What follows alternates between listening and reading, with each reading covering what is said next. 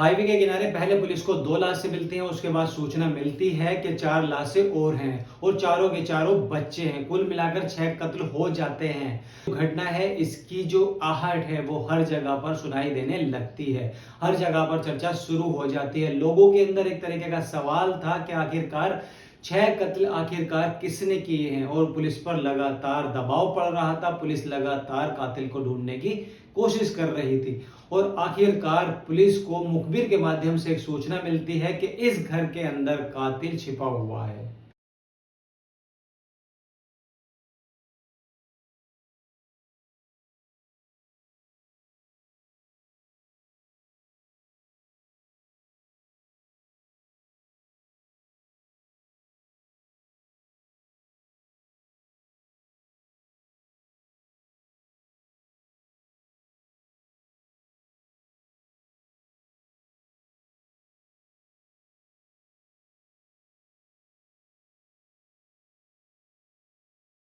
ही कातिल का नाम पूछा जाता है तो वो कहते हैं कि कातिल को जिसको आप तलाश कर रहे हो, जिस पर आपको पूरा शक है कि उसने कत्ल किया है, वो अब से लगभग 1.5 महीने पहले ही वो मर चुका है। और पुलिस जब ये बात सुनती है और पुलिस को यहाँ पर बड़ी हैरानी होती है, पुलिस हैरत में पड़ जाती है कि आखिरकार पुलिस का जो मकसद था कातिल तक पहुंचना और जिस पर शक था वो पहले ही 1.5 महीने पहले मर चुका था। और कातिल तक कैसे पुलिस पहुंचती है, 6 कत्ल क्यों हुए हैं, आज की जो ये कहानी है इसके माध्यम से मैं आज आपको बताना चाहता हूं, इसके माध्यम से जानना चाहता हूं और जिसने पूरे प्रदेश के अंदर इस घटनाक्रम को लेकर हड़कंप जैसी स्थिति बन गई थी। दोस्तों कैसे हैं आप लोग, मैं इमरान मलिक। आज की जो सच्ची घटना है जो आज मैं आपको सुनाने जा रहा हूं और ये जो घटना है ये राजस्थान का एक जिला पड़ता है भीलवाड़ा और बात कर रहा हूं मैं ये 27 जुलाई 2015 की सुबह सुबह की बात है। थाना मांडल पर एक गांव पड़ता है, वहां पर अराजिया और वहां का रहने वाला पूर्व सरपंच बाबूलाल। दरअसल बाबूलाल थाने के अंदर फोन करता है। फोन करने के बाद कहता है कि जी अजमेर हाईवे पर हीरा जी के पास में एक खेड़ा गांव पड़ता है और वहां पर सड़क के किनारे 2 लाशें पड़ी हुई हैं, एक महिला है और एक पुरुष है।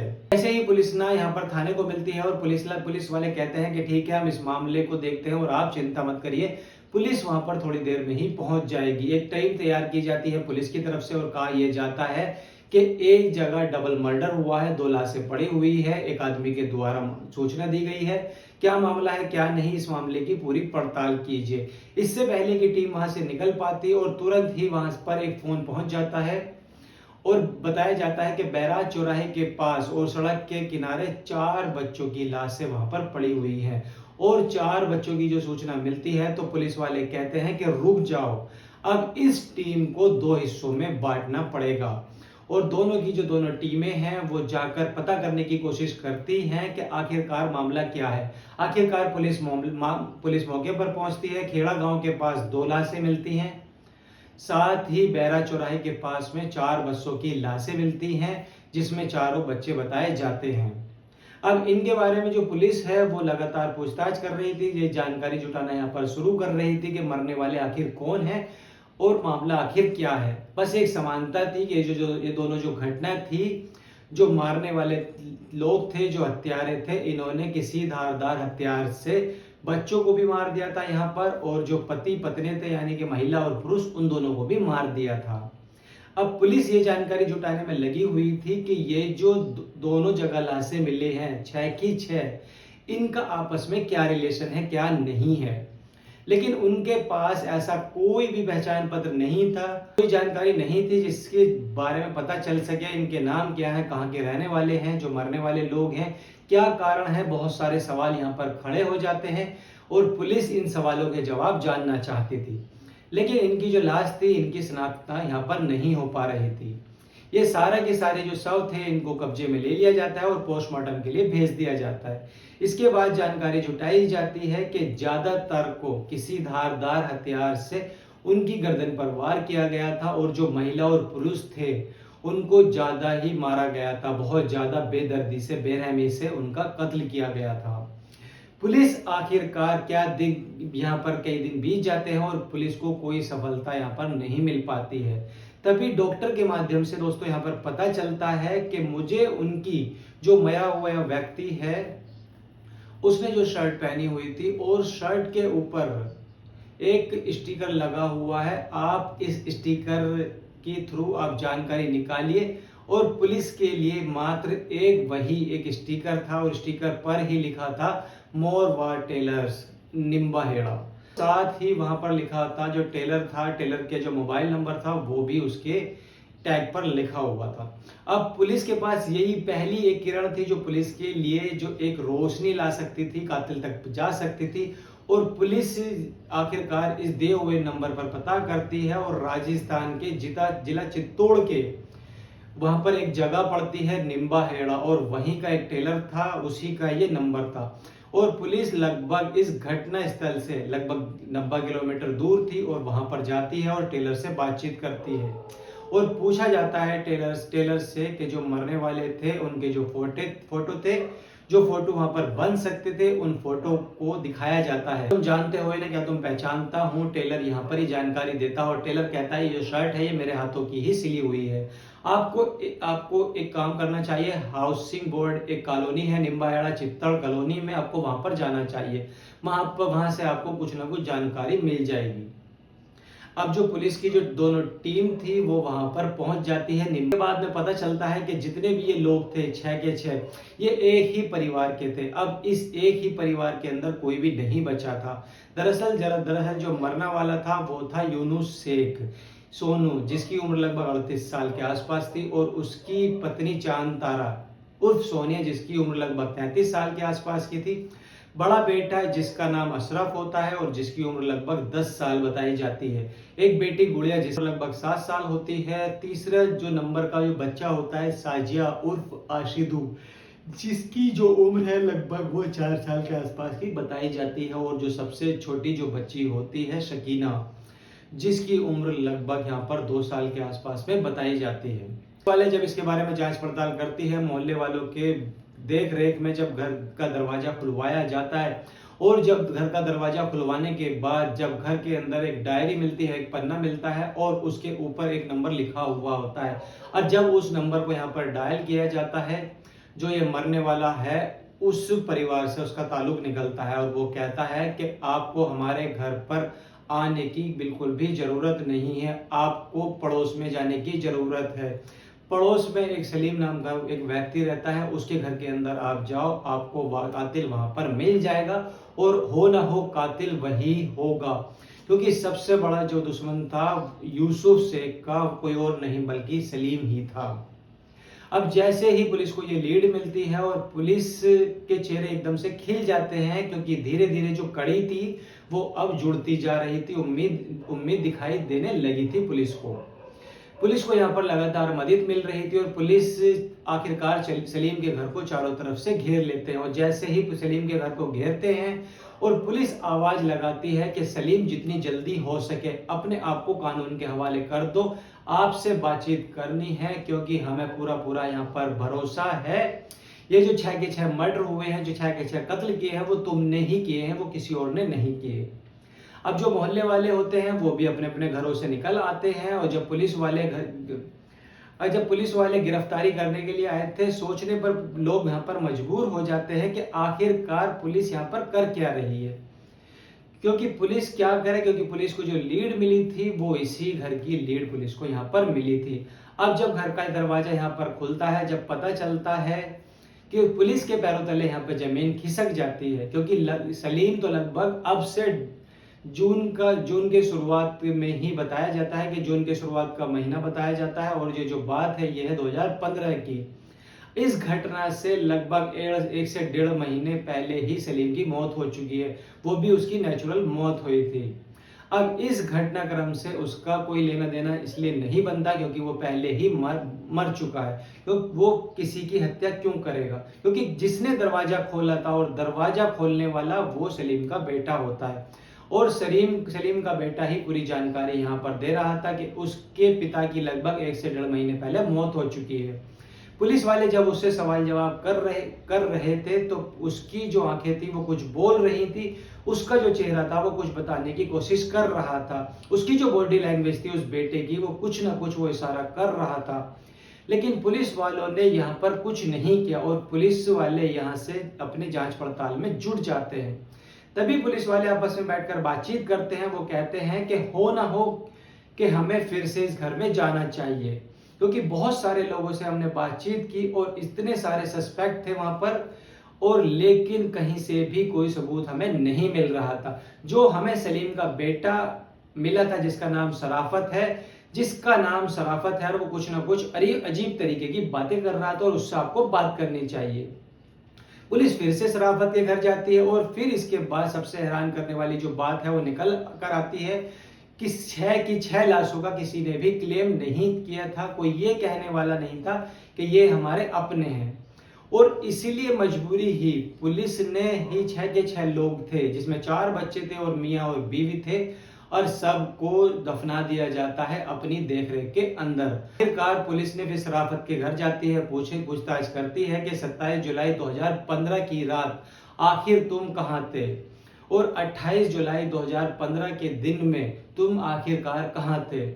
उसने कहा कि मैं अपने दोस्त और जिसका नाम राजेश उर्फ रतनलाल खटीक, जो कि नीमच के अंदर कोटेश्वर चौधरी महल का वो रहने वाला होता है, चौधरी मोहल्ले का वो रहने वाला होता है, और वो वहीं पर ही गया हुआ होता है और वो उसी के पास में था।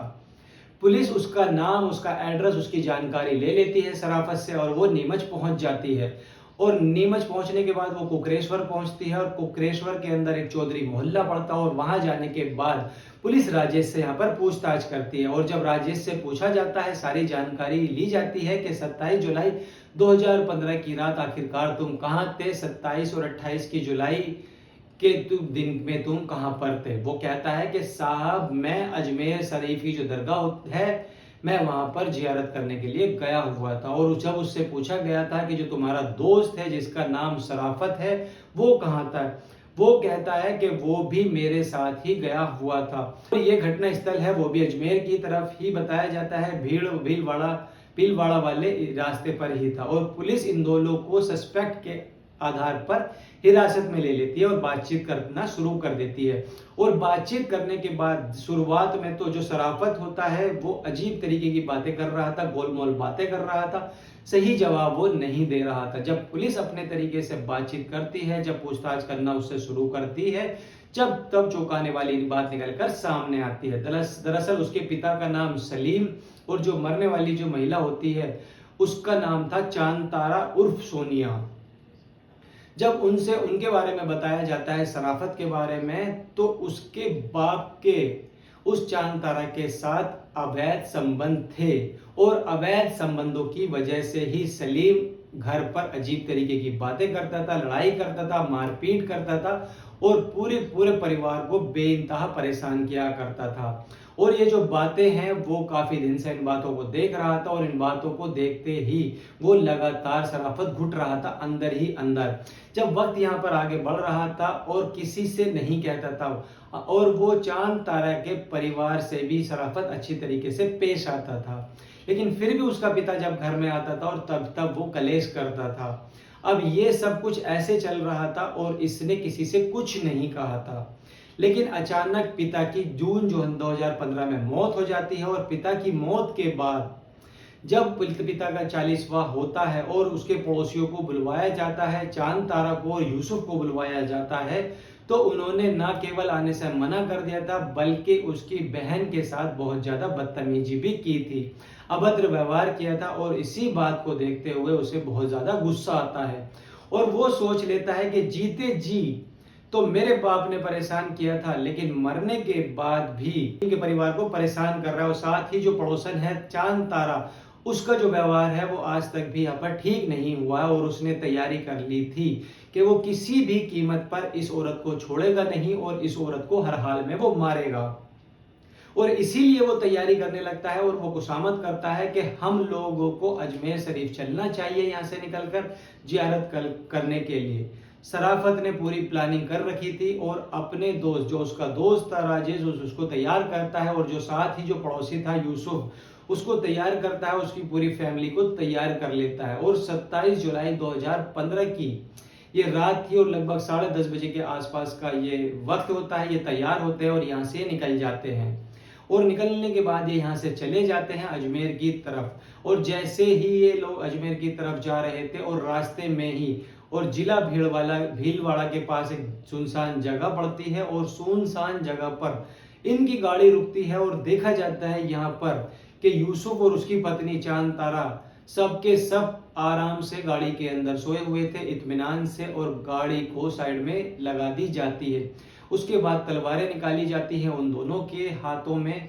उसके बाद चांद तारा और उसका जो पति होता है यूसुफ से इन दोनों पर लगातार ताबड़तोड़ वार किए जाते हैं। हालांकि वो दोनों बचने की तमाम कोशिश करते हैं। जब तक वो जद्दोजहद कर सकते थे अपनी जान बचाने के लिए, उन्होंने अपनी जान बचाने के लिए प्रयास किया, लेकिन वो जो प्रयास था वो काम नहीं आता। राजेश और उसका जो साथी होता है सराफत, दोनों मिलकर पति पत्नी की हत्या कर देते हैं। बच्चे यहाँ पर जाग जाते हैं और बच्चे यहाँ पर जोर जोर से रो रहे थे, चीख रहे थे और बार बार कह रहे थे कि हम मम्मी और हमारे अब्बू को यहाँ पर मत मारो। लेकिन उन दोनों के सर पर यहाँ पर खून सवार था और वो किसी भी कीमत पर पीछे हटना नहीं चाहते थे। हत्या करने के बाद लाशों को फेंक देते हैं और यहाँ पर से 4 किलोमीटर दूर जाते हैं और बच्चों का रोना यहाँ पर बंद नहीं होता और उन्हें लगने लगता है कि जो बच्चे हैं ये पूरी कहानी बयां कर देंगे और पकड़े जाएंगे। और इसके बाद एक एक बच्चे को उतार रहे थे और एक एक बच्चे को उतारने के बाद एक एक की बच्चे की गर्दन कलम कर रहे थे। चारों बच्चों को मारने के बाद एक गड्ढे के अंदर इन चारों को फेंक दिया जाता है। यहाँ पर से लगभग 20 किलोमीटर दूर अजमेर की तरफ जाते हैं और वापस वहां पर लौटकर अपने निम्बा हेड़ा चित्तौड़गढ़ में वापस आ जाते हैं और ऐसे रह रहे थे कि जैसे उन्होंने कुछ किया ही नहीं है।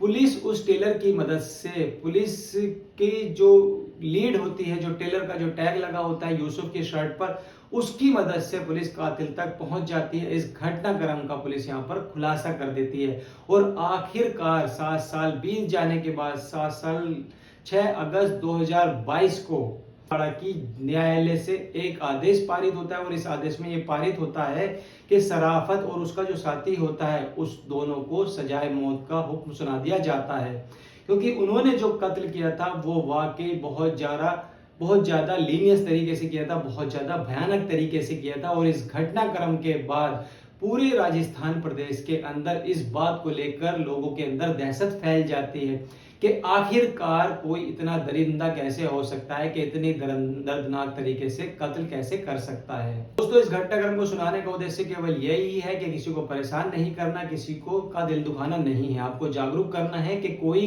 किसी भी हद तक जा सकता है और कब किसी का भी कत्ल कर सकता है। तो दोस्तों, आगे भी मैं ऐसी वीडियो लेकर आता रहूंगा। कैसे लगी आपको ये वीडियो पसंद आए तो चैनल को सब्सक्राइब कीजिए, वीडियो को लाइक कीजिए। तब तक मिलता हूं अनदर कहानी लेकर। जय हिंद।